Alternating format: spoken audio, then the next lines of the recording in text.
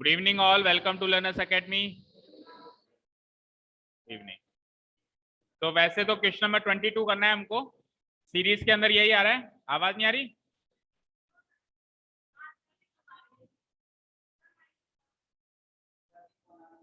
चलो, सीरीज के अंदर क्वेश्चन नंबर 22 करना है, बट पहले हम क्वेश्चन नंबर 23 करेंगे, ठीक है? क्योंकि क्वेश्चन नंबर 22 सबसे इंपॉर्टेंट है, उसको सबसे लास्ट में देखें, उसके लिए एक पूरा कॉन्सेप्ट समझेंगे अच्छे से, है ना? ठीक है, क्वेश्चन नंबर 23 रीड आउट करते हैं। A game consists of tossing a 1 rupee coin 3 times। एक गेम है जिसके अंदर एक रुपए का सिक्का उछाला जाता है। कितनी बार? 3 बार उछाला जाता है, और फिर उसके आउटकम को नोट कर लिया जाता है। जैसे 1 रुपए का सिक्का लिया, एक बार उछाला, आउटकम क्या होगा? या तो हेड या टेल। नोट कर लिया भाई, हाँ अब की बार हेड आया। फिर दोबारा उछाला, फिर उसका आउटकम नोट कर लिया। फिर तीसरी बार उछाला, अगेन उसका आउटकम हमने क्या कर लिया? नोट कर लिया। 3 बार उछाला, और जैसे एक कैंडिडेट को 3 चांस मिलेंगे। सपोज करो इसने 3 बार उछाला, इसके तीनों आउटकम नोट हो गए। फिर अगले कैंडिडेट को मौका मिलेगा, वो भी वापस 3 बार उछालेगा, उसके आउटकम नोट हो गए। इस तरीके से गेम चल रहा है। समझ में आई बात? आगे सुनो। हनीफ विंस। हनीफ नाम का कोई कैंडिडेट है, या सपोज करो कोई भी कैंडिडेट है, वो कब जीतता है? वो तब जीतता है जब सारे के सारे टॉसेस में सेम रिजल्ट आता है। या तो तीनों ही हेड हेड हेड हो, या फिर तीनों ही टेल टेल टेल। यानी कोई भी कैंडिडेट कब जीतेगा? जब या तो तीनों हेड लाएगा, या फिर जब तीनों टेल लाएगा। और उसके बाद देखो 3 हेड्स और 3 टेल्स। And losses. और हारेगा कब? अदरवाइज। अदरवाइज मतलब बाकी कुछ भी हो जाएगा तो वो हार जाएगा। जैसे मान लो 2 हेड और 1 टेल आ गए तो भी हार जाएगा, 1 टेल और 2 हेड आ गए तो भी हार जाएगा। जीतेगा कब? जब या तो तीनों हेड्स हो, या फिर तीनों। समझ में आई? Calculate the probability that Hanif will lose the game. तो हनीफ ये गेम हारेगा, इसकी संभावना बताओ। हनीफ ये गेम हारेगा, इसकी संभावना बताओ। क्वेश्चन समझ में आया? ठीक है। हनीफ जीतेगा कब? जब तीनों हेड हो, या फिर तीनों टेल हो। हारेगा कब? जब उसमें के अलावा कुछ भी हो जाए, बस तीनों हेड और तीनों टेल नहीं होने चाहिए। समझ में आई सबको बात? ठीक है। अब जब अपन एक कॉइन को 3 बार उछालेंगे, एक बार उछालते हैं तो 2 आउटकम होते हैं, हेड टेल। जब 3 बार उछालेंगे तो कितने आउटकम्स होंगे? ऐसा लगता है कि 6 आउटकम्स होंगे, बट एक्चुअली 8 आउटकम्स होंगे। कितने होंगे भाई? एक बार उछालने में 2, दोबारा उछालने में 2 और 3 बार उछालने में 2 और। तो 2 इंटू 2 इंटू 2 8 आउटकम। सब आप कहोगे सर 8 कहाँ होंगे? गिनवाओ कौन कौन से 8 है। मैं भी गिनवाता हूँ, मैं भी 8 के 8 आउटकम गिनवाता हूँ आप, फिर तो यकीन हो जाएगा भाई 8 होंगे। अच्छा, 2 बार उछालेंगे तो 4 होंगे, 2 बार उछालेंगे तो कितने होंगे? 4 होंगे। अभी गिनवाते हैं, चलो स्टार्ट कर दो। स्टार्ट करते टाइम कर भी लेते हैं, और फिर आपको उस टाइम सैंपल स्पेस बनवा देते हैं, तो सैंपल स्पेस में सारे नोट डाउन हो जाएंगे, है ना?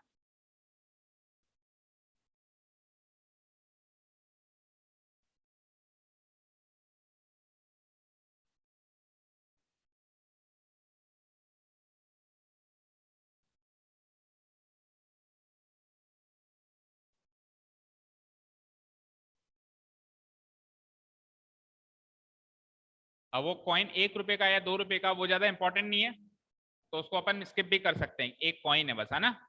एक coin how many times? 3 times. ठीक है। सो सो सैंपल स्पेस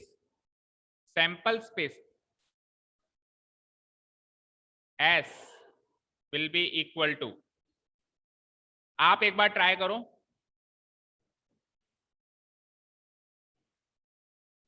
देखो, पहला आउटकम ये होगा, सुनो मेरी बात, पहला आउटकम ये होगा कि तीनों ही हेड हो सकता है ये आउटकम। तो पहला आउटकम है हेड हेड हेड, कोई डाउट?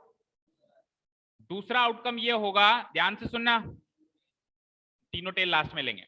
देखो इस तरीके से सीरीज में चलोगे, कभी भी आपके सामने ऐसा क्वेश्चन आ जाए, सुनो मेरी बात, इधर देखो स्क्रीन पे, केवल स्क्रीन पे कह रहा हूं मैं देखने के लिए। हेड और टेल 2 हैं, 3 बार उछाल रहे हो। एक चीज ये हो सकती है कि तीनों हेड हो, एक भी टेल नहीं हो। एक चीज हो सकती है कि एक हेड हो और दो टेल हो, एक चीज ये हो सकती है कि दो हेड हो और एक टेल हो, एक चीज ये हो सकती है कि 0 हेड हो और 3 टेल हो। इससे ज्यादा कुछ हो सकता है क्या? इससे ज्यादा कुछ हो सकता है क्या? नहीं। अब आप कहोगे सर ये तो एक तरीके से 4 ही आउटकम हुए। भाई 3 हेड 1 टेल, एक आउटकम ये हुआ, एक हेड 2 टेल, दूसरा आउटकम ये हुआ, 2 हेड और 1 टेल, तीसरा ये हुआ, और चौथा आउटकम क्या हुआ? 0 हेड और 3 टेल। ये तो 4 ही आउटकम हुए। बट इनका सीक्वेंस भी तो मायने रखेगा कि जैसे सपोज करो 3 हेड आए, तो 3 हेड में तो सीक्वेंस मायने नहीं रख रहा है, 3 हेड में तो सीक्वेंस मायने नहीं रख रहा है, तीनों ही हेड है। बट अगर एक हेड है और 2 टेल है, भाई 3 हेड का तो एक ही सैंपल पॉइंट बनता है HHH, लेकिन एक हेड और 2 टेल के 3 सैंपल पॉइंट बनते हैं। कैसे? वो हेड जो एक आया है या तो वो सबसे पहले आया होगा और बाद में टेल टेल आए होंगे, या फिर वो हेड बीच में आया होगा और फिर बाद में बीच भी अगल बगल में टेल टेल रहे होंगे। एक सेकंड। और या फिर वो जो हेड है वो सबसे लास्ट में आया होगा और शुरुआत में 2 टेल रहे होंगे। बस भाई एक हेड और 2 टेल के ये 3 केस बनेंगे नहीं बनेंगे? सोचो, या तो हेड स्टार्टिंग में, या हेड बीच में, या हेड आखिरी में। यस और नो? और 3 हेड का बता ही दिया। अब बात करते हैं 2 हेड और 1 टेल। तो इसमें एक टेल है ना, वो टेल या तो स्टार्टिंग में आया होगा, या बीच में आया होगा, या आखिरी में। तो इसके 3 केसेस कौन से बनते हैं? टेल हेड हेड, और फिर हेड टेल हेड, और फिर हेड हेड टेल। 3 केस इसके बन गए, और 3 टेल के तो फिर एक ही केस बन सकता है। अब काउंट करो 8 केस है या नहीं है? ये के यही सैंपल स्पेस में लिख दो आप। हेलो, हम बोलो सौम्या, मैं क्लास में हूँ, आपको समझ में नहीं आती, एक बार मैं फोन काटता हूँ। बोलो क्या काम है? हाँ, नहीं आना है तो मत आओ, ऐसे बार बार में डिस्टर्ब मत किया करो, और जो भी बात हो एक दिन पहले बताया करो आगे से।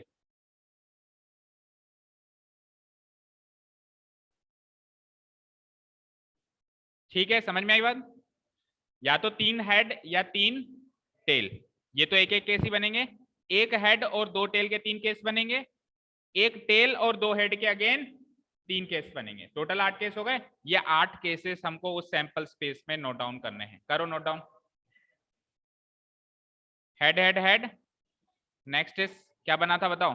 Head tail tail. अब हेड को बीच में बिठाओ, टेल हेड टेल, फिर हेड को लास्ट में बिठाओ, टेल टेल हेड। ये तो हो गया एक हेड और 2 टेल के केसेस। अब 2 हेड और 1 टेल का केस, तो उस टेल को सबसे पहले स्टार्टिंग में कर देते हैं, टेल हेड हेड, फिर बीच में कर देते हैं हेड टेल हेड, फिर लास्ट में कर देते हैं हेड हेड टेल, और लास्ट में टेल टेल टेल। आप कुछ भी सोच लो, इसके 8 के अलावा और कोई केस हो सकता है क्या? तो ये 8 सैंपल पॉइंट्स हैं। क्या है ये? और इस पूरे का सेट जो बना है इसको क्या कहेंगे? Sample space. क्या कहेंगे? Sample space. तो कई बार आपके सामने इस तरह का क्वेश्चन आ सकता है बोर्ड में, कोई भी एक्सपेरिमेंट दे दे, कुछ प्रोबेबिलिटी कुछ भी नहीं पूछता है, कहता है केवल सैंपल स्पेस बना के दिखाओ, यानी ऑल पॉसिबल केसेस लिख के बताओ, दैट्स इट। ठीक है, प्रोबेबिलिटी अब निकालना तो अब अगली बात है, लेकिन आपसे केवल इतना कहता है कि केवल सैंपल स्पेस बना दो। दैट मीन्स ये सैंपल स्पेस बनाने का मतलब सारे सैंपल पॉइंट्स नोट डाउन करके बताने और करली ब्रेसेस में पैक कर देना है। करली ब्रेसेस में पैक करते हैं तो एक सेट बन जाता है, तो उस पूरे सेट को हम क्या कहेंगे? Sample space. ठीक है, यहां तक क्लियर है? अब इसमें से कब कब तो वो जीतता है, कब कब हारता है? हनीफ जीतता है अगर तीनों हेड और तीनों टेल है, और उसके अलावा बचे हुए 6 सैंपल पॉइंट्स पे वो हार, टोटल 8 है, 8 में से वो कब कब जीतता है? कब कब जीतता है? 3 हेड पे जीतता है, 3 टेल पे जीतता है। ठीक है, और 1 2 3 4 5 6, इन 6 सैंपल पॉइंट्स पे वो हार जाता है। ठीक है, तो अब आपसे हारने की संभावना पूछी है। हारने के लिए कितने पॉइंट्स हैं? टोटल कितने हैं? 6/8 आंसर। इजी। तो जो भी मेन काम था इस क्वेश्चन का वो ये यहां तक था, ये बना दिया तो अब कुछ किसी की भी प्रोबेबिलिटी निकाल सकते हो आप। सपोज करो इसी में मैं दूसरा क्वेश्चन पूछता हूं आपसे, इसी में मैं दूसरा क्वेश्चन पूछता हूं, एक हेड एंड 2 टेल आने की संभावना बताओ। तो एक हेड एंड 2 टेल के केसेस काउंट कर लो फेवरेबल। एक हेड 2 टेल का ये है, एक हेड 2 टेल का ये, हमने अरेंज ही असेंडिंग ऑर्डर में किया है उसको। एक हेड 2 टेल, एक हेड 2 टेल, एक हेड 2 टेल, उसके बाद 2 हेड और 1 टेल, 2 हेड और, तो ये 3 ही तो केस हैं। Out of how many? और सॉरी 10 नहीं 8, आउट ऑफ 8, 3/8 आंसर। समझ में आया? ठीक है, चलो ये तो अपनी तरफ से क्वेश्चन था। अब सैंपल स्पेस ये क्लियर है ना? नाउ अब इवेंट मानना पड़ेगा हमको, है ना? पहले अच्छा, number of elements in sample space है ना, तो n of s, therefore n of s number of elements in sample space हो गए 8। Now it is given that, अब वो लिख देते हैं कि हनीफ कब तो जीतता है कब हारता है। Now it is given that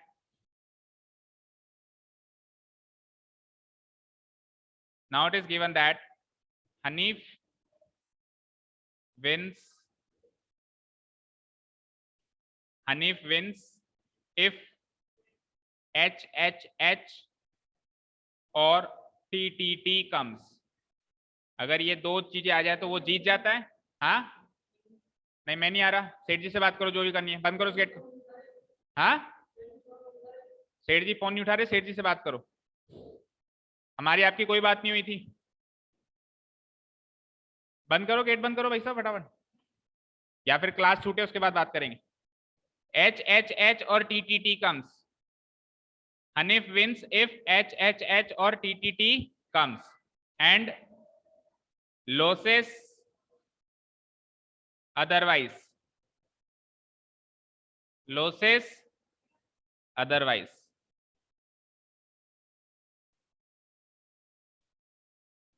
ठीक है, तो let the event E B. अब अपने को उसको हरवाना है या जिताना है? क्वेश्चन के अकॉर्डिंग हरवाना है, तो इवेंट हम ऐसा ही मान लेते हैं कि वो हार गया, है ना। Let the event E B that Hanif loses the game। Hanif loses the game।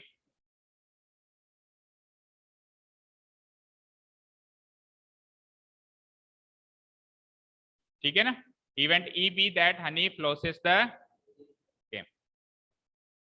So probability of E will be equal to, नहीं पहले नंबर ऑफ एलिमेंट्स इन ई, चलो इधर ही निकाल लेंगे, कोई दिक्कत नहीं है। Number of elements in E divided by number of elements इन, नहीं आपको वो लिखना पड़ेगा बेटा, ई में कौन कौन से एलिमेंट है। इससे पहले एक लाइन और लिखनी पड़ेगी कि आपने इवेंट ई मान लिया कि हनीफ गेम लॉस कर रहा है, तो इवेंट ई में अब कौन कौन से सैंपल पॉइंट्स आए वो लिख दो। तो हारने वाले सैंपल पॉइंट्स लिख दो, यानी एच एच एच और टी टी टी तो मत लिखो, और बाकी सारे लिख दो। कौन कौन से हुए? H T T, T H T, आगे बोलो, टी टी एच, आगे बोलो, एक हेड और दो टेल हो गए ना। अब दो हेड और एक टेल, पहले सबसे पहले टेल बिठाओ, फिर बीच में बिठाओ, फिर आखिरी में। सीक्वेंस में चलोगे तो कोई भी पॉइंट मिस नहीं करोगे। टेल हेड हेड, अब बिठाओ उसको बीच में, एच टी एच, और अब बिठाओ लास्ट में H H T. That's it, ये 6 पॉइंट्स बनेंगे इसमें, and number of elements in E हो जाएंगे 6। अब निकाल लो probability of E.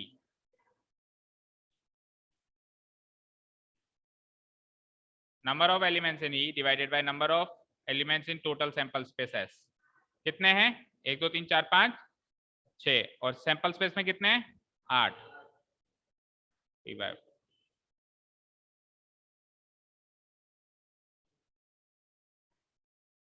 Answer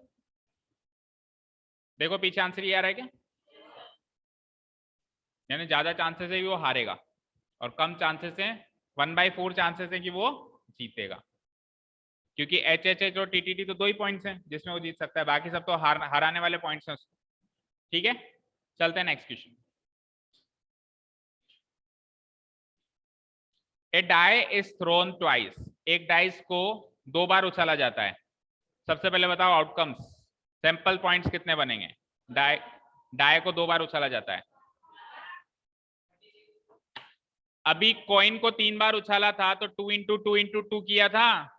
die में कितने आउटकम्स होते हैं? 6। कितनी बार उछाल रहे हो? 2 बार, तो 6 इंटू 6 करोगे, कौन कह रहा था 12, और 3 बार उछालेंगे तो 216, है ना। हालांकि वो उतना लेंथी क्वेश्चन नहीं आएगा, 2 बार उछालने तक का लास्ट आएगा। तो जैसे ही हम डाई को 2 बार उछालेंगे तो 36 सैंपल पॉइंट्स पॉसिबल है, वो 36 सैंपल पॉइंट्स हम लोग नोट करने वाले हैं।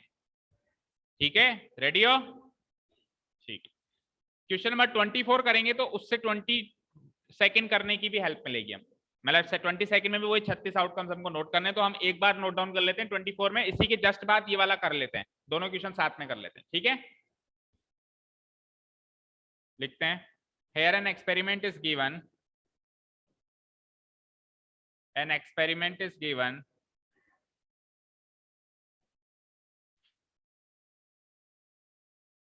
of throwing a die twice, of throwing a die twice। ठीक है, so sample space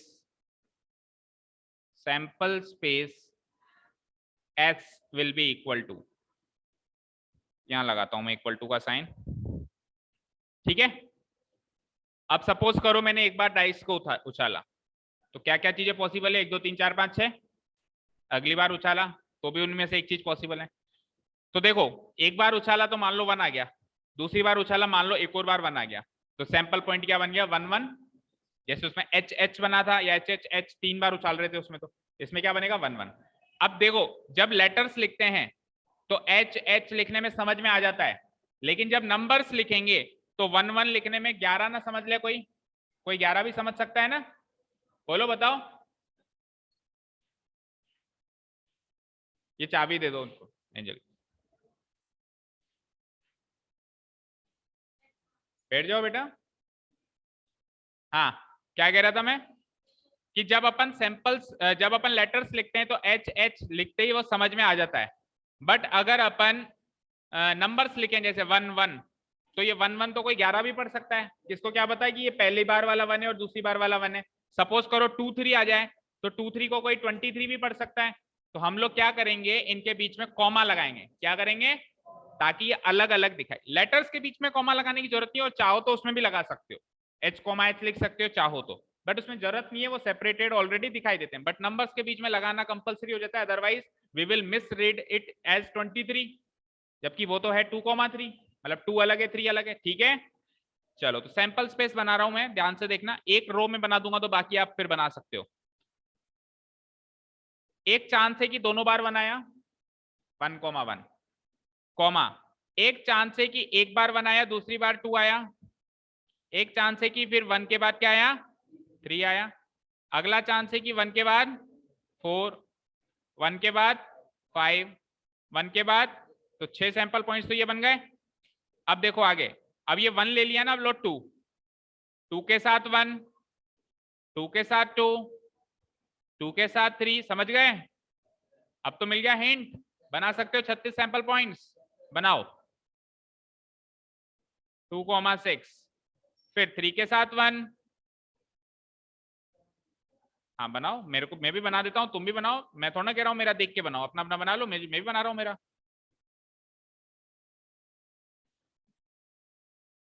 जानवी आ जाओ अपनी सीट पे, आपकी तो फिक्स है ना सीट। 3 के बाद 4,1,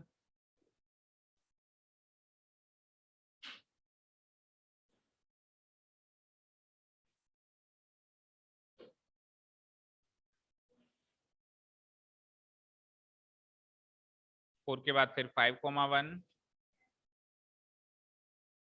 2, 3,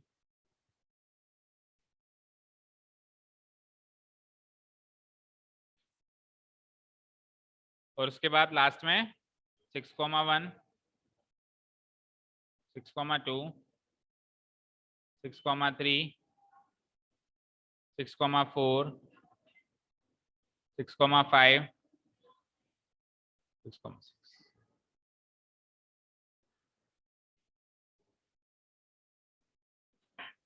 इसको एक करली ब्रेसेस में पैक कर दो ताकि ये एक सेट की तरह दिखाई दे। इतना काम हो गया। सैंपल स्पेस के बाद क्वेश्चन पढ़ते हैं। अब सैंपल स्पेस रेडी है तो हम किसी भी क्वेश्चन का आंसर दे सकते हैं, किसी भी चीज की संभावना पूछ ले हमसे, इसमें से देख लेंगे, छांट लेंगे, जो हमको चाहिए वो हम छांट लेंगे। डिवाइडेड बाय टोटल तो 36 है ही सही, चलो टोटल भी लिख दो।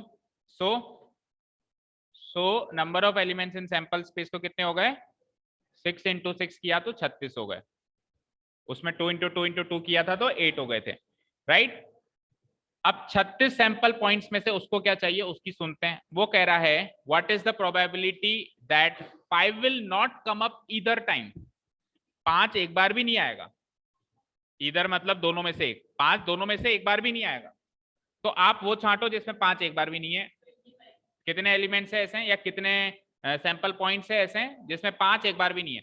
देखो ऊपर वाली रो में आ जाओ, इसमें नहीं है 5 एक बार भी, 5 एक बार भी नहीं होने का मतलब समझ गए क्या, मतलब इधर भी 5 नहीं है इधर भी 5 नहीं है, इन दोनों में से एक बार भी 5 नहीं है ना। इसमें भी नहीं है 5, इसमें भी नहीं है, इसमें भी नहीं है, इसमें तो है तो ये काउंट नहीं होगा, इसमें भी नहीं है, इसमें भी नहीं है, इसमें भी नहीं है, इसमें भी नहीं है, इसमें भी नहीं है, इसमें है ये भी काउंट नहीं होगा, इसमें भी नहीं है, इसमें भी नहीं है, इसमें भी नहीं है, नहीं है, नहीं है, फिर इसमें है ये काउंट नहीं होगा, इसमें भी है नहीं, इसमें नहीं है, इसमें नहीं है, इसमें नहीं है, इसमें नहीं है, इसमें है अगेन ये काउंट नहीं होगा, ये वाली पूरी रो काउंट नहीं होगी, ये वाली पूरी रो काउंट नहीं, क्योंकि है तो ये तो रो स्टार्ट ही 5 से हो रही है, तो ये वाली पूरी रो काउंट नहीं होगी।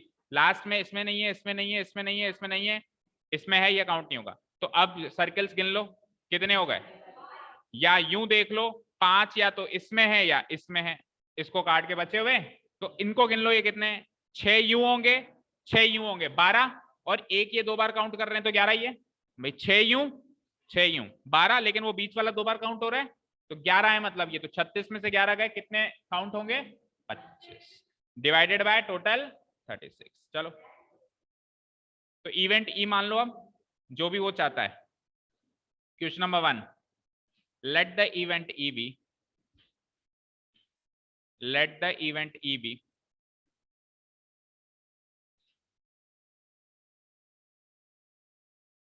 let the event e be that, क्या कह रहा है वो, 5 will not come up either time, as it is like that 5 will not come up either time,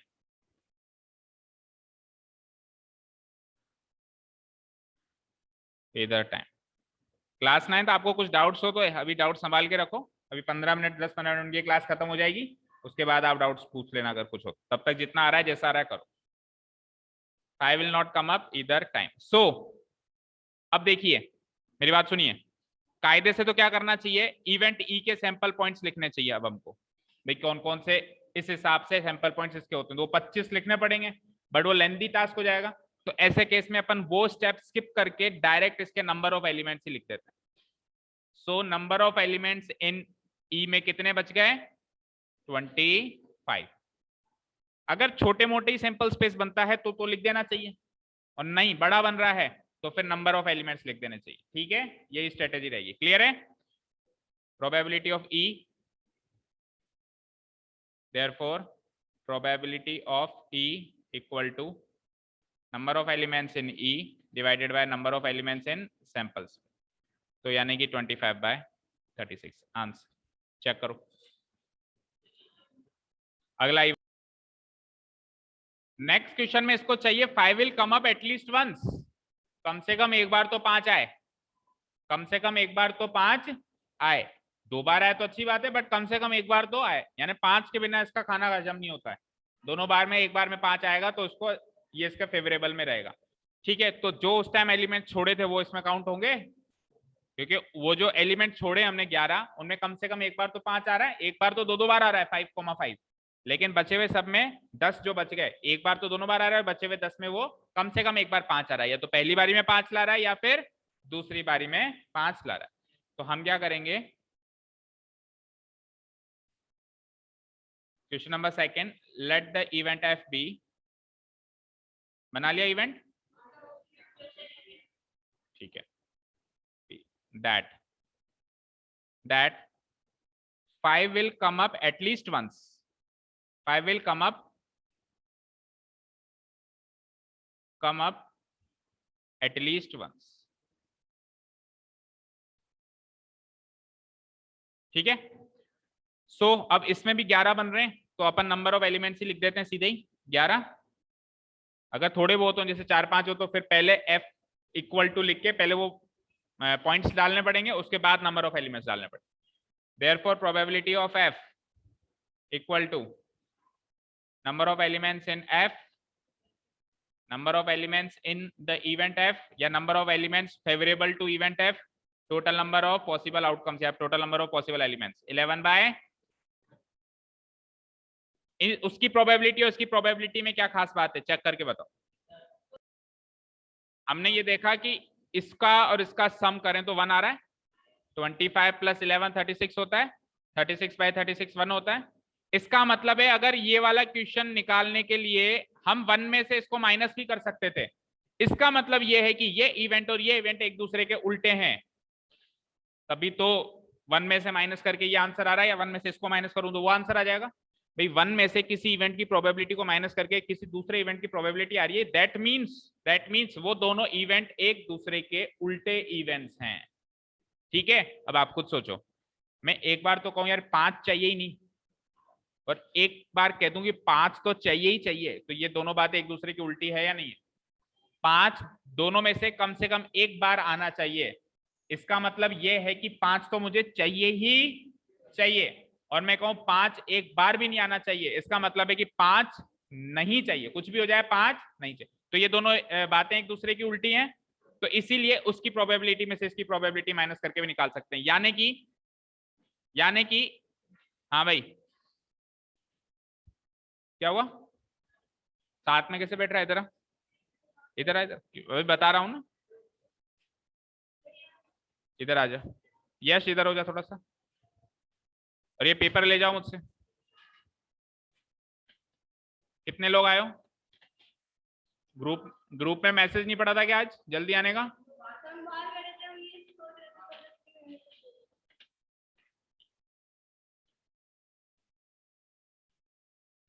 एक उसको भी दे दे। चलिए देखो बेटा, अब इस क्वेश्चन को, सेकंड वाले क्वेश्चन को हम ऐसे भी कर सकते हैं, ये ना करें तो वैसे तो ये तो इजी है, देखा जाए तो यही काम इजी है जो हमने किया है, बट फिर भी किसी का दिमाग ऐसे ना चल के ऐसे चले तो हम ऐसे भी कर सकते हैं कि let the event F B that 5 will come up at least once. उसके बाद हम ये भी कर सकते हैं सो जो इवेंट एफ है वो एक तरीके से इवेंट ई नॉट है या नहीं है? ई नहीं होगा तो एफ जरूर होगा, ई नहीं हो रहा है दैट मींस 100% एफ, ई नहीं हो रहा है, ई नहीं हो रहा है यानी कि ई क्या था कि 5 एक बार भी नहीं आएगा। अब ऐसा नहीं हो रहा है कि 5 एक बार भी नहीं आएगा, ये बात नहीं हो रही है, यानी 5 100% आएगा, 5 100% आएगा तो एफ इवेंट ही तो है कि 5 आएगा 100%। ठीक है, तो हम ऐसे भी कर सकते थे कि इवेंट एफ ई नॉट के बराबर है तो प्रोबेबिलिटी ऑफ एफ निकालूं या प्रोबेबिलिटी ऑफ ई नॉट निकालूं, बात एक ही है। और प्रोबेबिलिटी ऑफ ई नॉट कैसे निकलेगी, 1 में से प्रोबेबिलिटी ऑफ ई को माइनस करना पड़ेगा, यानी 1 में से प्रोबेबिलिटी ऑफ ई क्या थी 25 बाय 36, यानी वो का वही आंसर आ जाता है 11 बाय 36। ऐसे साइड में ब्रैकेट लगा के लिख लो और लगा के लिख लो कि इस तरीके से भी किया जा सकता है। समझ में आया?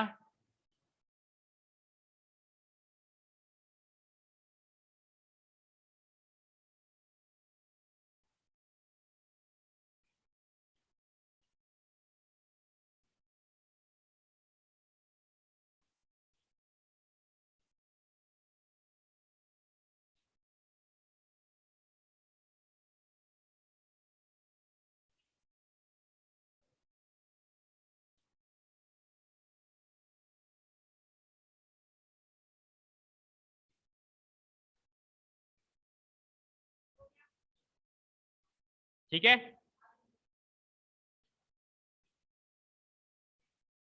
चले नेक्स्ट क्वेश्चन पे। अब नेक्स्ट क्वेश्चन जो हम करने वाले, जो हमने बीच में छोड़ा हुआ है, तो उसका भी सैंपल स्पेस तो यही बनेगा, तो उसमें 25 को बाद में देखते हैं ना, एक बार जो हमने पीछे क्वेश्चन छोड़ा हुआ है उसको अभी देख लेते हैं, क्योंकि उसमें भी यही सैंपल स्पेस बनने वाला है। देखते हैं क्वेश्चन नंबर 25 के 20 कौन सा छोड़ा था, 23 22 22। देखो इसमें ये हिंट भी दे रहा है कि throwing a dice twice and throwing 2 dice simultaneous, ऐसे ये तो कुछ अलग बात कह रहा है। हाँ ये भी बहुत इंपॉर्टेंट बात कह रहा है, इसको सुन लेना। कई बार क्वेश्चन ऐसे कहता है कि जैसे इसमें तो ये क्या कह रहा है कि एक डाइस को 2 बार फेंका गया। कई बार क्वेश्चन ऐसे आता है कि 2 डाइस को साथ में फेंका गया, तो ये दोनों चीजें एक ही होंगी या नहीं, दोनों एक्सपेरिमेंट्स एक होंगे या नहीं होंगे, एक डाइस को 2 बार फेंको तो भी उसमें से आप, जैसे एक डाइस को आपने एक बार फेंका तो उसका आप आउटकम नोट करोगे एक जगह, फिर वापस उठाओगे, वापस फेंकोगे, तो उससे भी आपको इस तरीके के पेयर में आउटकम मिलेंगे, जैसे 1,1 3,3 इस तरीके से पेयर में आउटकम मिलेंगे। और अगर आप 2 डाइस साथ में उछालो, अलग अलग 2 डाइस को एक ही मुट्ठी में पकड़ के साथ में उछालो, तो भी आपको आउटकम जो मिलेंगे वो पेयर में मिलेंगे। भाई दोनों साथ में गिरेंगे तो इसमें भी कुछ ना कुछ आउटकम रहा होगा, इसमें भी कुछ ना कुछ आउटकम रहा होगा, इसमें 3 रहा होगा, इसमें 2 रहा होगा, तो 3,2 इसमें से भी पेयर में ही मिलेगा। तो ये दोनों एक्सपेरिमेंट सेम बात है। क्वेश्चन अगर थ्रोइंग ए डाइस ट्वाइस का ना आके थ्रोइंग 2 डाइस साइमल्टेनियसली आ जाए तो भी आपको ऐसा का ऐसा ही काम करना है। क्लियर है? ठीक है ना, समझ में आया? हाँ भाई, जल्दी बुलाया था ना 6 बजे।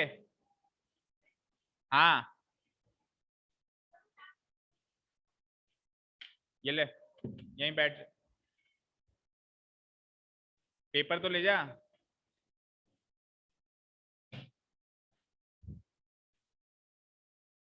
क्या खड़े खड़े करेगा? हाँ ठीक है ना, समझ में आई बात? अच्छा एक इंपॉर्टेंट बात सुनो, उस सैंपल स्पेस पे आओ।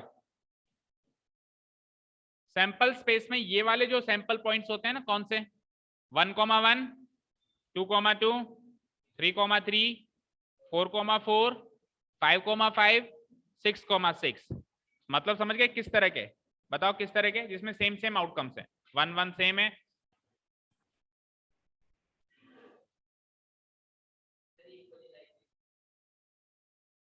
कहाँ पहुंच गए हम? हाँ, ऐसे आउटकम्स को क्या कहा जाता है? ऐसे आउटकम्स जब पेयर में आउटकम्स आ रहे हो, सुनो, जब पेयर में आउटकम्स आ रहे हो और सेम सेम आ रहे हो, उनको कहते हैं डबलेट। क्या कहते हैं? स्पेलिंग है DOUBLET, डबलेट। क्या कहा जाता है? डबलेट। और अगर 3 3 में आ रहे हो, जैसे पहले आए थे HHH TTT, और वो सेम आ जाए, जैसे HHH तीनों सेम आ गए, या TTT, उनको कहा जाता है ट्रिपलेट। क्या कहा जाता है? क्लियर है? Doublet triplet. तो कोई भी अगर कहे, कई बार क्वेश्चन ऐसे आ जाता है कि एक डाइस को 2 बार उछाला, डबलेट आने के चांसेस बताओ, यानी डबलेट आने की प्रोबेबिलिटी बताओ। तो 6/36, 6 आ रहे हैं ना, 1 2 3 4 5 6। क्वाड्रालेट, क्वाड्रालेट, पेंटालेट, हेक्सालेट, चलता जाएगा, चलता जाएगा। ठीक है ना? बताओ भाई इसका आंसर क्या होगा? अगर मैं कहूं एक डाइस, तुमने शुरू नहीं किया अभी तक? तू तो मुझे देख रहा है, तूने बैग ही नहीं उतारा अभी तक। इन्होंने आधे से ज्यादा पेपर कर लिया सबने। ना उद्घाटन करूं, कुछ रिबिन रिबिन मंगवाऊं, MLA को बुलवाऊं? जल्दी शुरू कर। हाँ क्या क्या, कहाँ थे हम, बताओ। अगर इसी क्वेश्चन में अगर मैं आपसे पूछूं डबलेट आने की प्रोबेबिलिटी बताओ, कैसे बताओगे? 6/, अभी शुरू किया नहीं है, उससे पहले डाउट से तेरे को? अभी जो जितना आ रहा है कर, डाउट से ये क्लास छूटेगी उसके बाद बताऊंगा मैं सारे, बाकी जितना आ रहा है करो। हाँ 6/36। फेवरेबल कितने होंगे? 1 1 2 2 3 3 4 4 5 5 6 6, ये तो होंगे फेवरेबल, क्योंकि डबलेट इन्हीं को कहते हैं, और टोटल है 36। तो 6/36 यानी 1/6, काटोगे तो 1/6 आ जाएगा, वो डबलेट आने की प्रोबेबिलिटी। और उस पिछले वाले क्वेश्चन में अगर मैं ट्रिपलेट आने की प्रोबेबिलिटी पूछूं, तो टोटल थे 8 और ट्रिपलेट 2 बार थे, HHH और TTT। अब अपन पढ़ते हैं क्वेश्चन नंबर 23। इस सैंपल स्पेस का रेफरेंस लेंगे अपन 22। Refer to example number 13। अभी एग्जाम्पल नंबर 13 यही है, ऐसा ही है जिसमें अपन डाइस को 2 बार फेंक रहे हैं ना, अपन पीछे नहीं चलते हैं, ऐसा ही मैं कह रहा हूं ना। कंप्लीट द फॉलोइंग टेबल, तो आपको इस टेबल को कंप्लीट करना है। ये क्या कह रहा है कि सम ऑन 2 डाइस। फॉर एग्जाम्पल ये सैंपल स्पेस है मेरे पास, 2 डाइस को फेंकेंगे तो ये सैंपल स्पेस बनेगा। तो दोनों डाइस का सम कितना आ रहा है? 1 + 1 कितना आ रहा है? 2। बोलो 1 + 2 3 4 5 6 7, इधर 3 4, आप करते जाओ करते जाओ करते जाओ, लास्ट में आएगा 12। तो आप एक चीज नोटिस करना कि कम से कम सम 2 आएगा और ज्यादा से ज्यादा सम 12 आएगा। इसके अलावा इससे ज्यादा सम नहीं आएगा और उससे कम सम नहीं आएगा। ठीक है ना, ये चीज हमने नोटिस करी। हाँ जी, ये पेपर ले जाओ और निहारिका के बगल, इसके सोनाक्षी के बगल में बैठ जा, सोनाक्षी के बगल में। ये पेपर ले ले, ठीक है। तो जो सम है वो मिनिमम कितना आएगा 2 और मैक्सिमम कितना आएगा 12। तो उसने क्या कहा कि इस टेबल को कंप्लीट करो, यानी कि सम 2 आ जाए इसकी प्रोबेबिलिटी बताओ, सम 2 आ जाए इसकी प्रोबेबिलिटी बताओ। तो सम 2 कब आएगा? जब आउटकम 1,1 होगा। उसके अलावा कभी सम 2 आ सकता है क्या?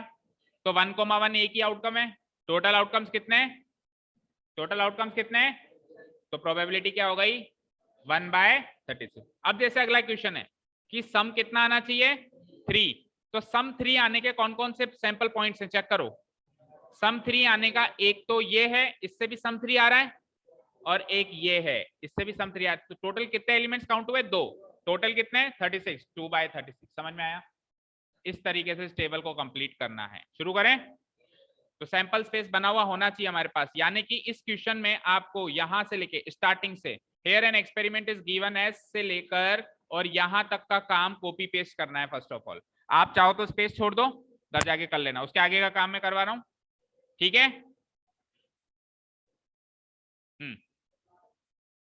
सैंपल स्पेस और फिर number of elements in sample space जो हमने निकाला है 36, यहां तक है ना, यहां तक का काम कॉपी पेस्ट है शुरू से लेकर, ठीक है। नाउ क्वेश्चन नंबर 20 कौन सा है? सेकंड। उसके बाद का काम देखेंगे हम क्या करेंगे। अब हमको क्या देखना है? Sum on 2 dice, sum on 2 dice. Now the possible sum on 2 dice, the possible sum on 2 dice can be, possible सम क्या क्या हो सकता है? या तो 2 हो सकता है, 3 हो सकता है, 4 हो सकता है, 5 हो सकता है, 6, 7, 8, 9, 10, 11 और लास्ट मैक्सिमम यही सम हो सकता है। अब एक एक करके सबकी प्रोबेबिलिटी गिननी है, काउंट करनी है अपने को, है ना। तो अब देखो कायदे से तो ये होना चाहिए, सिस्टम तो ये होना चाहिए कि इस इवेंट को ई मानो, फिर एफ मानो, जी मानो एंड स्टिल ऑन चलते जाओ। तो जो होना चाहिए वही कर लेते हैं, है ना, वही कर लेते हैं। अब मुझे पता है आपको सुन के जोर आ गया, आपकी शक्ल से पता चल गया है। तो कायदे से जो बोलता हूँ वो कायदे से होना भी चाहिए। Let the event E B, शुरू हो जाओ भाई। ई एफ पूरी एबीसीडी काउंट हो जाएगी ना, E F G H I जे के एल एम एन ओ, ठीक है, ओ तक ही जाएगी। Let the event E B, हाँ होमवर्क ही दूंगा, 1-2 में करवा के बाकी होमवर्क दूंगा। Let the event E B that the sum on 2 dice is 2, the sum on 2 dice is 2, सम 2 आने की संभावना, मतलब सम 2 आने का इवेंट मान लिया, इवेंट ई। सो इवेंट ई में अब कौन कौन से सैंपल पॉइंट्स होंगे? केवल एक ही सैंपल पॉइंट होगा 1,1 बस। तो number of elements in event E कितना हुआ? केवल एक ही हुआ। देयरफॉर प्रोबेबिलिटी ऑफ ई कितनी हुई? Number of elements in event E क्या कर रहा है? नहीं, अलाउड ही नहीं है। अब वापस नहीं ले सकता तू, देखो नहीं चाहिए ना, हाँ इसके आगे कुछ लेना देना अलाउड नहीं है। Number of elements in event E divided by number of elements in total sample. तो इवेंट ई में एक ही है और टोटल सैंपल स्पेस में 36 है। वैसे पहले का आंसर तो उन्होंने टेबल में भर के दिया हुआ था, 1/36 दिया हुआ है ना, हिंट देने के लिए। अब चलते हैं अगले पे 3। तो let the event F B, let the event f be that, let the event f be that the sum on 2 dice, the sum on 11 events बनेंगे ना, the sum on 2 dice is कितना? 3, 2 के बाद अगला सम 3। सो इस इवेंट में कौन कौन से सैंपल पॉइंट्स होंगे? सॉरी प्रोबेबिलिटी नहीं, इस इवेंट में कौन कौन से पॉइंट्स होंगे? एक तो होगा 1,2 कॉमा, एक होगा 2,1। तो नंबर ऑफ एलिमेंट्स कितने हो गए इस एफ में? 2 ही हो गए। तो प्रोबेबिलिटी ऑफ एफ हो जाएगी number of sample points in event F divided by total number of sample points 2/36 equal to 1/18। एक लास्ट और करवा के दे देता हूं। Let the event G B, और उसके बाद के होमवर्क है, let the event G B, मतलब उसके बाद का प्रेजेंटेशन होमवर्क है, आंसर मैं भी सबके बता देता हूं। Let the event G B that the sum on 2 dice is, अब कौन सा सम आएगा? 2 हो गया, 3 हो गया, आगे 4, 2 डाइस इज 4। एक चीज नोटिस करना, हमेशा एक एक पॉइंट बढ़ता जाएगा। सबसे पहले एक पॉइंट था सैंपल पॉइंट, इस वाले केस में 2 है, अब 3 मिलेंगे, ठीक है ना। सो इवेंट जी में जो सैंपल पॉइंट्स होंगे, बोलो 1,3, 4 चाहिए ना आपको, 2,2 और 3,1। तो number of elements in G equal to 3, therefore probability of G equal to number of elements in G divided by number of elements in total sample points, that is 3 divided by 36 which is equal to 1 by, काटोगे तो 1/12 आ जाएगा, ठीक है। तो presentation समझ में आ गया ना इस क्वेश्चन का कैसे करना है आगे का। अब बाकियों के आंसर देख लो बस जल्दी से। आ जाओ वापस सैंपल स्पेस पर। देखो आप है ना पैटर्न पकड़ा करो। 2 सम लाने के लिए केवल ये एलिमेंट काउंट हुआ, 3 सम लाने के लिए ये 2 काउंट हुए, देखो ध्यान से। 4 सम लाने के लिए क्या क्या काउंट हुए? ये 3 काउंट हुए, यस और नो। तो अगला 5 सम लाने के लिए ये 4 काउंट होंगे, 4/36 यानी कि 1/9 आंसर। 5 सम लाने के लिए बताओ कौन कौन से काउंट होंगे? 5 लाना है ना सम, 6 लाना है, सॉरी। तो 5,1, 2,4, 3,3, फिर 4,2 और 5,1 ऑलरेडी गिवन है। अच्छा उसमें बुक में गिवन है क्या? ठीक है, 1 2 3 4 5 6, 6/36 यानी 1/6। कहां तक आ गए? 6 सम तक आ गए। 7 लाना है सम 7 लाना है, तो 1/6, 1,6 मतलब आगे बोलो 2,5, 3,4, 4,3, 5,2, 6,1, राइट। तो कितने पॉइंट्स काउंट होंगे? 2 3 4 5 6, 6 ही काउंट हुए क्या? पिछली बार 5 काउंट हुए थे क्या? 1 2 3 4, पिछली बार 5 ही काउंट हुए थे भाई। 5/36 था पिछले का। इसका आंसर है 6/36, दैट इज 1/6 काटोगे तो। फिर सम 8 लाना है आपकी बार, 2,6, 3,5, 4,4, 5,3, 6,2, राइट। तो ये हो गए आपके 8 सम आ गया इसमें, 8 सम आ गया। तो ये हो जाएगा आपका कितने पॉइंट्स काउंट हुए? 5/36। उसके बाद 8 के बाद 9 सम लाना है, 3,6, 4,5, 5,4, 6,3, 4/36 यानी कि 1/9। और उसके बाद 10 सम लाना है अपने को, तो 4,6, 5,5 और 6,4 यानी 3/36, दैट इज 1/12। फिर 11 सम लाना है, ये 2 एलिमेंट्स आएंगे 11 सम लाने के लिए, 5,6 या 6,5 यानी कि 2 ही एलिमेंट्स काउंट हुए, 2/36, 1/8। और लास्ट में 12 सम लाने के लिए वापस 1/36। तो इस टेबल को भर दो फटाफट। भर दिया? 1/36, 2/36, 3/36, 4/36। अब इसको काटने पे जो आएगा वो आएगा 5/36, 6/36। ये हाईएस्ट है, यानी 7 सम की प्रोबेबिलिटी हाईएस्ट है। 7 सम हाईएस्ट नहीं, हाईएस्ट सम तो 12 है, बट 7 सम आने की प्रोबेबिलिटी सबसे ज्यादा है। 6 पॉइंट्स काउंट हो रहे हैं इसमें, है ना। उसके बाद वापस डिक्रीजिंग, देखो यहाँ पे इंक्रीजिंग हो रहा है और 6 से वापस डिक्रीज हो गया, 5/36, 4/36, 3/36, 2/36 और लास्ट में वापस जहां से शुरू हुआ था 1/36 से शुरू हुआ था और 1/36, 2 3 4 5 6 7 तक जाएगा, वापस आएगा 6 5 4 3 2 1। पैटर्न याद रख जाओ तो ये क्वेश्चन ऐसे ही सॉल्व हो जाएगा। ठीक है भाई, पैटर्न भी याद रह गया आपको। तो आपको सपोज करो एमसीक्यूज आते हैं तो हम थोड़ा ना सारा सैंपल स्पेस बनाएंगे, थोड़ा सा पैटर्न याद हुआ फटाफट फटाफट सॉल्व कर सकते। ठीक है, इसका सेकंड पार्ट रीड आउट करो। ए स्टूडेंट आर्ग्यूज, एक स्टूडेंट आर्ग्यूमेंट करता है कि यार 11 पॉसिबल आउटकम्स हैं, भाई सम तो 11 ही आ सकते हैं ना, 7 8 9 10 11 12, काउंट करो 1 2 3 4 5 6 7 8 9 10 11, 11 सम आ सकते हैं। सम कितने आ सकते हैं? 11 तरह के सम आ सकते हैं, यू मान। तो 11 तरह के सम आ सकते हैं, तो हर एक सम आने की 1/11 प्रोबेबिलिटी होनी चाहिए, ऐसा एक स्टूडेंट क्लास में आर्ग्यूमेंट करता है, शिवम जैसा खड़ा हो जाता है कि सर गलत पढ़ा रहे हो आप। भाई 11 तरह के सम आए आपके पास, 2 3 4 5 6 7, तो टोटल 11 हो गए, और हर एक के आने की संभावना 1/11 1/2, इसकी भी 1/11 होनी चाहिए, और इसकी भी 1/, सबकी 1/11 1/11 होनी चाहिए, ऐसा वो आर्गुमेंट करता। अच्छा एक इंटरेस्टिंग बात और बताऊं, अभी तक जो पहले हमने टेबल भरी है ना, इन सबको अगर आप जोड़ दोगे ना,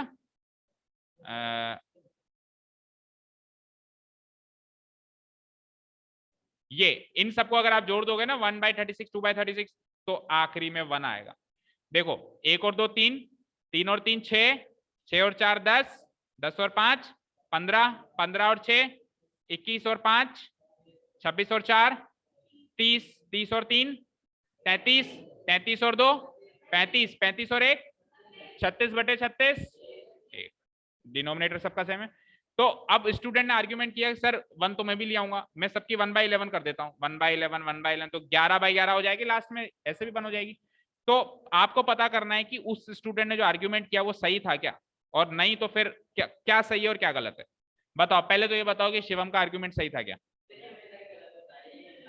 हो सकता है सही हो। हाँ, और हमने पीछे से आंसर भी मैच कर लिया, और मैच करो, देखे क्या पता शिवम का सही है। पॉसिबल केसेस सोचने होते हैं भाई, सैंपल स्पेस तो आउटकम के हिसाब से। अब सम आना एक इवेंट है। अब सुनो, ऐसा क्यों नहीं हुआ? अच्छा ठीक है, ऐसा क्यों नहीं हुआ, सुनो। मान लिए कि 11 आउटकम्स पॉसिबल है, भाई सम आने के 11 आउटकम्स पॉसिबल है, सम या तो 2 आएगा 3 आएगा 4 आएगा, अप टू 12, 11 आउटकम्स पॉसिबल है।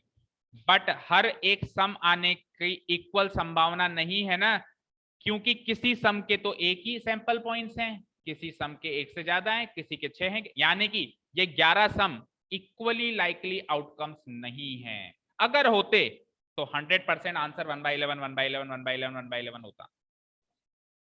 समझ में आई बात? मान लो इसमें 22 सैंपल पॉइंट्स बनते हैं, एक बार के लिए सोचो, 36 नहीं बनते 22 बनते हैं, और सारे सम के 2-2 पॉइंट्स होते हैं, तो सबकी प्रोबेबिलिटी 2/22 2/22 2/22 होती, तो काटने के बाद 1/11 1/11 आती। तो वो कब होता है? जब सबके 2-2 बराबर बने। तो इक्वली लाइकली आउटकम्स अगर ये होते तो प्रोबेबिलिटी 1/11 आती। इधर ये सारे के सारे जो आउटकम्स हैं 2 3, सम का 2 आना, सम का 3 आना, सम का 4 आना, सम का 5 आना, ये सारे आउटकम्स इक्वली लाइकली नहीं है, इसीलिए यहां पर जो है सबकी प्रोबेबिलिटी 1/11 नहीं होगी। कैसे इस क्वेश्चन को प्रेजेंट, मतलब इसका आंसर कैसे प्रेजेंट करोगे आप? You will write question number 2 का आंसर नोट डाउन करो फटाफट।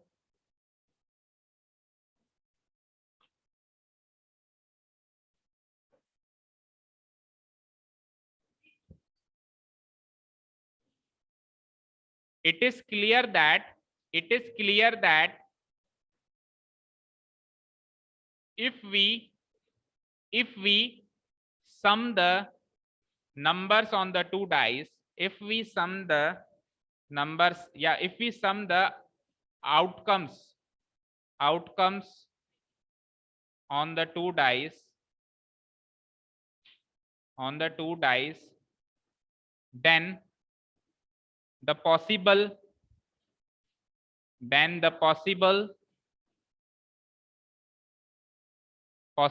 sum are possible sums are, जो सम्स आ सकते हैं वो यही हैं कि 2, 3, 4, 5, 6, 7, 8, 9, 10, 11 एंड 12। देयर आर कितने टोटल? ये 11 outcomes. There are 11 possible outcomes, there are 11 possible sums, but they are not equally likely, they all are not equally likely sums। भाई 1-1 लाने के चांसेस बहुत कम है, मतलब सम 2 लाने के चांसेस बहुत कम है, लेकिन सम 7 लाने के चांसेस बहुत ज्यादा हैं, क्योंकि उसके पॉइंट्स ज्यादा हैं। ठीक है, they all are not equally likely outcomes. So we do not agree with Shivam. We do not agree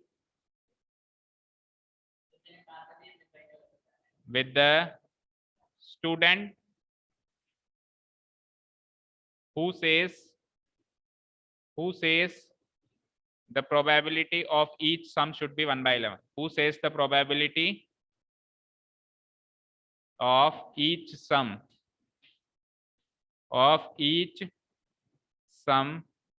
is 1/11? वो स्टूडेंट जो कह रहा था कि हर एक सम की प्रोबेबिलिटी 1/11 है, उससे हम जो है एग्री नहीं करते है ना। ठीक है, इस तरीके से इसका आंसर हम लिखेंगे। ठीक है, काफी है। एक क्वेश्चन बच गया। Which of the following arguments, ये तो ऑरल है, देख लो। और विच आर नॉट करेक्ट, हमको बताना है कि कौन सा करेक्ट है कौन सा नहीं करेक्ट है।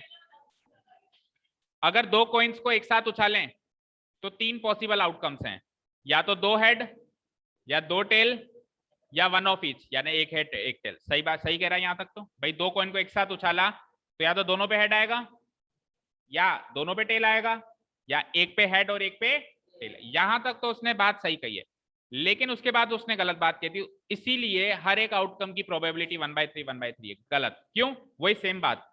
देखो, दो हेड आना, दो टेल आना और एक हेड एक टेल आना, ये तीनों चीजें इक्वली लाइकली नहीं है। क्यों? दो हेड आने का एक ही चांस है HH, दो टेल आने का एक ही चांस है TT, बट एक हेड और एक टेल आने के दो चांसेस हैं, मतलब दो केसेस हैं, या तो HT या ETH। तो इसके आने के चांसेस ज्यादा हो गए ना, इसके पास ज्यादा सैंपल पॉइंट्स हैं, जबकि उनके पास तो एक एक है। जबकि इसलिए प्रोबेबिलिटी क्या होगी सबकी प्रोबेबिलिटी क्या होगी बताओ? नहीं, कितनी होगी? काउंट करो, कैलकुलेट करो भाई, सैंपल स्पेस बनाओ ना यार। HH, TT, HT, TH। अब ये कह रहा है कि दो हेड आने की प्रोबेबिलिटी, दो हेड का एक ही पॉइंट है 1/4। फिर अगली क्या कह रहा है? दो टेल आने की प्रोबेबिलिटी, उसका भी एक ही पॉइंट है 1/4। और एक टेल एक हेड आने के दो पॉइंट है, तो 2/4।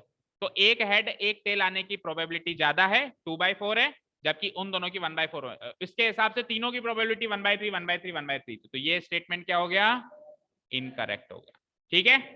सेकंड है, if a die is thrown there are two possible outcomes. अगर एक डाई को फेंका जाए तो दो ही चीजें हो सकती हैं, या तो ऑड आएगा या इवन आएगा। ये बात तो सच कह रहा है वो। एक डाई को फेंक रहा है तो चांसेस क्या है? सैंपल स्पेस क्या बनेगा? 1 2 3 4 5 6, बस 1 2, मतलब डबल वो पेयर या तीन चीजें नहीं बनेगी, सिंगल सिंगल बनेगा, क्योंकि एक ही डाई उछाल रहे हैं अपन। तो 1 2 3 4 5 6 ये सैंपल स्पेस बनेगा। अब एक या तो इवन है या ऑड है, दो भी या तो इवन है या ऑड है, हर नंबर या तो इवन है या ऑड है। तो ये क्या कह रहा है कि दो ही आउटकम्स हो सकते हैं, या तो ऑड या इवन, और दोनों के चांसेस 1/2 1/2 है। बिल्कुल सही, क्योंकि ऑड के केसेस भी 3 काउंट होंगे और इवन के केसेस भी। तो दोनों चीजें इक्वली लाइकली हो गई ना, क्योंकि दोनों के पास बराबर बराबर केसेस हैं। समझ में आई बात? क्लियर है भाई? इवन आएगा तो केसेस कौन कौन से होंगे? 2 4 6। कितने केसेस हैं? 3। ऑड आएगा तो केसेस कौन कौन से होंगे? 1 3 5। केसेस कितने हैं? 3। तो ऑड आने के लिए और इवन आने के लिए बराबर बराबर केसेस हैं। तो ऑड का आना और इवन का आना इक्वली लाइकली आउटकम्स हैं। इसीलिए दोनों की प्रोबेबिलिटी आधी आधी कहती 1/2 1/2। और कैलकुलेट कर लो चाहे से 3 बाय, टोटल कितने? 6। ये भी 1/2 और इसको भी कैलकुलेट कर लो 3/6, 1/2 1/2 आ रहा है। तो ये वाला स्टेटमेंट ट्रू है। ठीक है, चलो जाइए।